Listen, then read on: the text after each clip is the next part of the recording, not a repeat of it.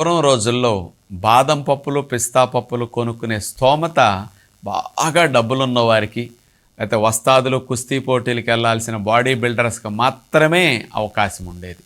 అలాంటి వారే తినేవారు కాబట్టి అలాంటి వారు తింటేనే ఆ పప్పులు అరుగుతాయి.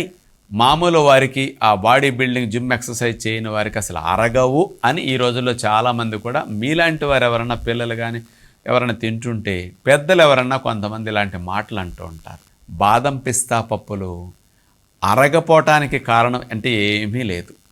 అవి కాస్ట్లీ కాబట్టి అట్లా అరగవంటే వాటి జోలికి టేస్ట్గా ఉంటాయి కాబట్టి మీరు వెళ్లకుండా కాస్త కంట్రోల్లో ఉంటారని మన పెద్దలు అలాంటి మాయమాట చెప్పారా తప్ప ఇందులో వాస్తవం లేదు.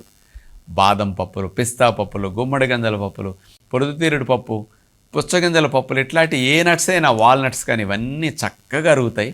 అయితే ఎండిన పప్పులను అట్లా తింటే త్వరగా అరగవు. కానీ వాటన్నిటిని మీరు నీళ్ళల్లో నానపెట్టుకుని కాస్త 7-8 గంటలు నానాక బాగా నమిలి తిన్నారనుకోండి, తేలిగ్గా జీర్ణమవుతాయి, హాయిగా ఉంటాయి.